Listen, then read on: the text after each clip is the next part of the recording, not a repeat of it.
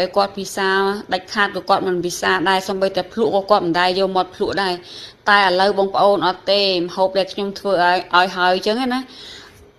បើសិនជាគាត់ញ៉ាំមិនកើតយ៉ាងណាក៏ដោយក៏គាត់ត្រូវភ្លក់ឲ្យដឹងរសជាតិដែរសូម្បីតែប្អូនថ្លៃខ្ញុំក៏ដោយបងប្អូនដល់ពេលអញ្ចឹងទៅខ្ញុំមានអារម្មណ៍សប្បាយចិត្តខ្លាំងមែនតើនឹងមានភាពកក់ក្ដៅជាងមុនបងប្អូនកាលពីខ្ញុំមកនៅដំបូងមួយថ្ងៃចង់ទៅផ្ទះទេដោយសារយើងអត់ចេះនៅអញ្ចឹងទៅម្ដាយក្មេកក៏មិនសិតស្នាមមួយគ្នាប្អូនថ្លៃក៏ដោយថាគេផ្សេងយើងផ្សេងតែឥឡូវអត់អីបងប្អូនមានអារម្មណ៍ថាដូចថាមានគ្រួសារមួយកក់ក្ដៅដូចស្រុកភូមិរបស់យើងអញ្ចឹងណាហើយនេះខ្ញុំកំពុងតែធ្វើម្ហូបបងប្អូនដល់ពេលអញ្ចឹងទៅម្ដាយក្មេកខ្ញុំគាត់ឡើងពីផ្ទះគាត់មកជន់លើផ្ទះខ្ញុំហ្នឹង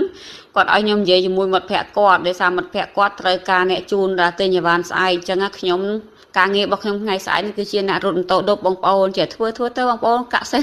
ចេះធ្វើទៅដោយសារយើងនៅផ្ទះទៅអញ្ចឹងណាហើយមុខម្ហូបខ្ញុំថ្ងៃនេះគឺបុក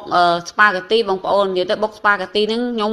ឆ្នៃខ្លួនឯងផងបងប្អូនហើយខ្ញុំឃើញជនជាតិឥណ្ឌូនេស៊ីគេធ្វើម្ហូបបុកស្ប៉ាហ្គាទីប៉ុន្តែតាមបែបគេដល់ពេលចឹងទៅខ្ញុំយកស្ប៉ាហ្គាទីបុកតាមបែបបុកល្ហុងហ្មងទៅតាមពិតមុនដំបូងហ្នឹងចង់ធ្វើបុកល្ហុងទេប៉ុន្តែដល់ពេលភ្លៀងខ្លាំងវាទៅណាតណៃមិនរួចដល់ពេលបើកទូទឹកកកទៅឃើញស្ប៉ាហ្គាទីគាត់បែកកណិតដាក់ស្ប៉ាហ្គាទីតែហ្មងបងប្អូនដល់ពេលមានអីធ្វើហើយចឹងទៅឆ្ងាញ់ទៅហើយនេះសុកជាគេយកឲ្យម្ដាយក្មេកខ្ញុំភ្លក់បងប្អូនហើយសុកជានឹងខ្ញុំភ្នាល់គ្នាបងប្អូនដោយសារសុកជាគេចង់តាមខ្ញុំទៅផ្ទះខែក្រោយចឹងខ្ញុំថាបើសិនតែកូនឯងភ្នាល់យកមួយណាយកយាយញ៉ាំឬក៏យាយមិនញ៉ាំគេថាយកយាយអត់ញ៉ាំ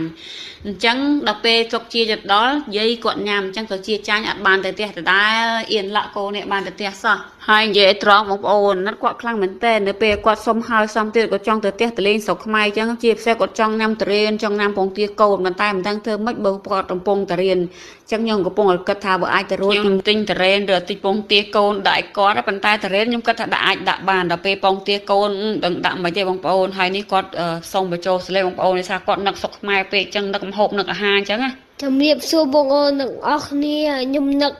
ស្រុកខ្មែរម្ហូបខ្ញុំចង់ញ៉ាំតរ៉េន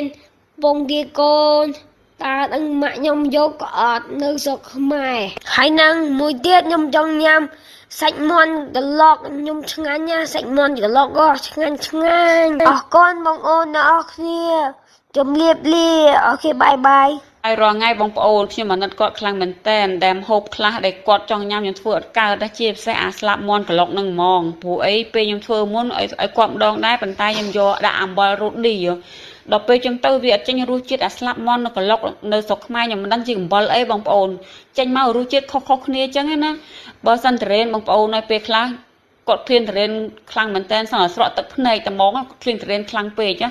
ដល់ពេលអញ្ចឹងទៅខ្ញុំមិនដឹងធ្វើម៉េចបើនៅស្រុកឥណ្ឌាអត់មានតរ៉េនផងបងប្អូនហើយជួនជាតិឥណ្ឌាខ្លះគាត់អត់ស្គាល់តរ៉េនស្អីទេដល់ពេលខ្ញុំចង់កំងអីចឹងទៅចង់ញ៉ាំចង់អอเดอร์អីចឹងណាបង្ហាញរូបភាពអីគាត់មើលគាត់មិនដឹងស្គាល់ផងគាត់គិតតែខ្ញុំបង្ហាញខ្នោបង្ហាញអីចឹងទៅបងប្អូនហើយខ្ញុំក៏អត់យល់ដែរ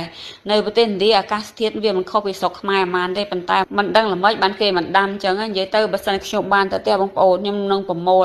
របស់របរឬក៏ជាផ្សារម្ហូបអាហារនឹងឯងអ្វីដែលសុខជាចូលចិត្តនឹងប្រមូលឲ្យបានច្រើនចឹងណាព្រោះរាល់ថ្ងៃអាណិតគាត់បងប្អូនអាណិតគាត់ខ្លោចចិត្តតែម្ដងគាត់ស្គមផងអីផងអញ្ចឹងគាត់នឹកស្រុកខ្មែរនឹកម្ហូបខ្មែរព្រោះអីម្ហូបខ្មែរខ្លះខ្ញុំធ្វើអត់ចេញអីគាត់ទេអញ្ចឹងខ្ញុំធ្វើម្ហូបអីថា